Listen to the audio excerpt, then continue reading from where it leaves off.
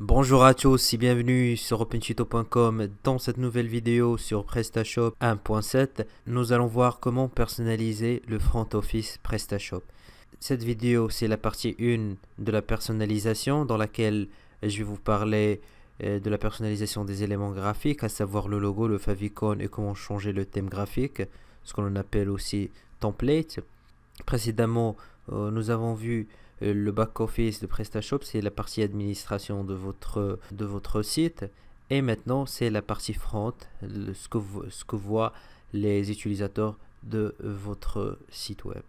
PrestaShop, comme je vous ai déjà dit, c'est un CMS, Content Management System, ou système de gestion de contenu en français. Il est bâti sur une structure qui gère la forme séparément du contenu.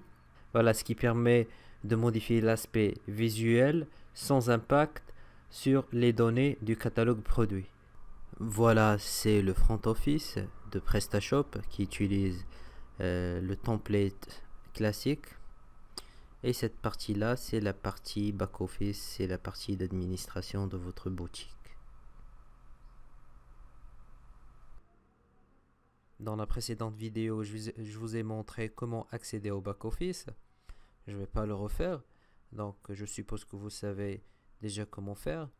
Vous allez donc à personnaliser, apparence, thème et logo. Le thème, ça c'est le thème graphique par défaut de PrestaShop. Elle est basée sur le système Bootstrap.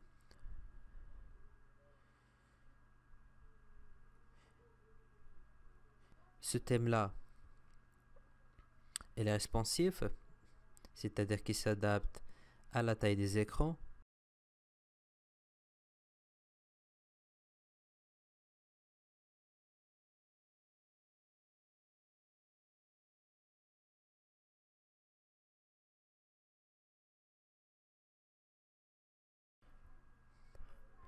Si vous venez ici par exemple, la version de choisir la mise en page n'est pas encore totalement traduite. Ça vous permet de personnaliser les pages selon la structure de votre choix. Plus récente, par exemple, vous avez ici pour la page erreur déjà traduite. Donc vous avez 4 mises en page possibles. Donc pour full width, cette première là, c'est plein largeur, pas de colonne latérale. 3 columns, c'est une colonne centrale encadrée par 2 petites colonnes latérales. 2 columns, small left column, une colonne principale avec une petite colonne latérale à gauche. 2 columns, small right column, une colonne principale avec une petite colonne latérale droite. Donc vous pouvez changer la mise en page de n'importe quelle page de votre site.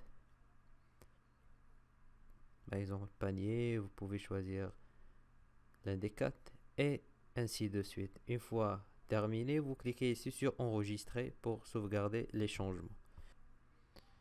Apparence, thème et logo. Et ici, je veux par exemple changer mon logo. J'ai déjà préparé un logo que je vais utiliser pour la suite de cette formation. Donc, je vais l'ajouter en cliquant ajouter un fichier.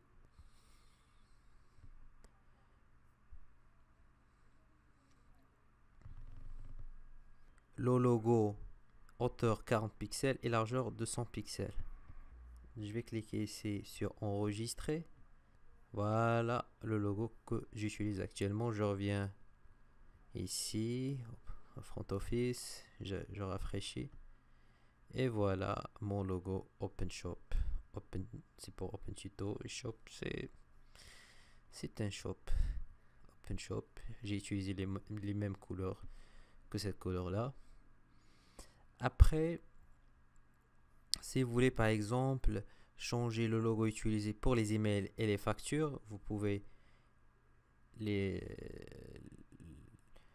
créer d'autres logos par exemple d'une couleur différente ou bien d'une taille différente et que vous pouvez les utiliser dans vos emails et vos factures. Pour l'onglet favicon, vous pouvez choisir la petite icône qui sera affichée par le navigateur internet lors de la consultation de votre site. Donc le fichier que vous devrez créer, ça doit avoir l'extension .echo et dimension 16 pixels sur 16 pixels. Moi j'ai déjà préparé une icône, pardon. J'ai déjà préparé le favicon.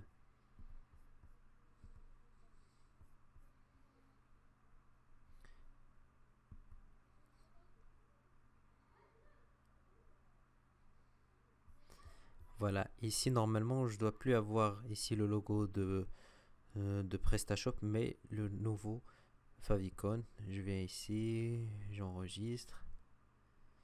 Et comme vous voyez, j'ai ici mon favicon. Je descends un petit peu ici et dans ce cadre-là, en direct de PrestaShop Add-on, vous pouvez choisir ou rechercher un thème graphique. Bon, la plupart sont payants. Je vais vous montrer quelques-uns. Voilà, ils sont presque tous payants. Voilà. Vous pouvez chercher des thèmes selon, par exemple, par thème, santé, beauté, sport, loisirs, auto, enfants, jouets, animaux. Donc vous pouvez le découvrir ici. Si vous voulez, par exemple, télécharger un thème graphique gratuitement, je vous propose le site prestabrain.com. Il propose quelques templates gratuits. Donc il faut avoir un compte, donc il faut créer un compte sur le site et pensez à vérifier la compatibilité avec la version 1.7 de PrestaShop. Donc le thème et la version installée de PrestaShop doivent avoir la même version. Il faut savoir que PrestaShop ne certifie que les thèmes téléchargés depuis son site. Donc en téléchargeant ou en achetant des thèmes en dehors du site de PrestaShop, vous ne bénéficiez d'aucune garantie de PrestaShop. Maintenant on va télécharger un thème et après je vais vous montrer comment ajouter un thème et l'utiliser pour votre boutique.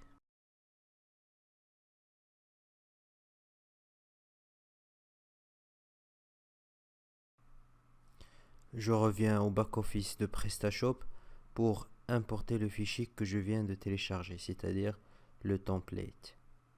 Ce dernier, je l'ai ouvert, donc il se compose d'un fichier PSD, le thème lui-même, la licence et les guides, c'est-à-dire c'est la documentation. Ce que vous devriez encore faire, c'est d'extraire ce fichier-là et importer ce fichier base theme. Donc, je viens ici, personnaliser, apparence, thème et logo. Je viens ici, je clique sur ajouter un thème. Vous avez donc plusieurs possibilités, soit d'importer depuis l'ordinateur, soit depuis le web ou à partir du FTP. Nous avons téléchargé le fichier sur notre ordinateur, donc on opte pour cette première option. Voilà le fichier que je dois importer. Je clique sur ouvrir. Si vous rencontrez un problème ou vous recevez un message qui vous dit que la taille du thème est trop grande, donc il faut penser à faire cette chose-là. Donc il faut aller à WAMP Server, bouton gauche de la souris, vous cliquez sur Apache et vous allez au fichier php.ini.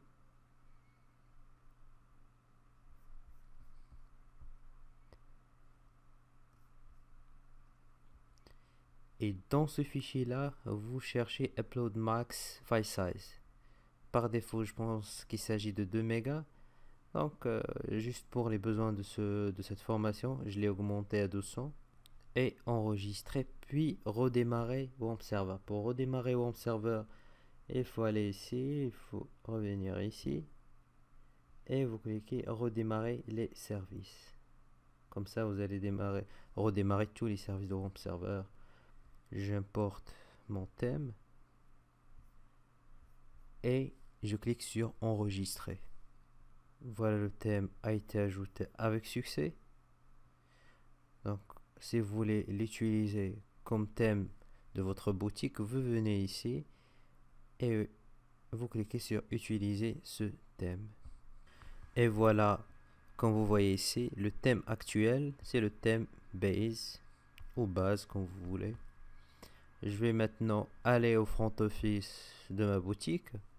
Et comme vous voyez, le thème par défaut maintenant, c'est ce thème-là. Voilà, le logo comme vous voyez ici. Oui, c'est aussi beau. C'est magnifique.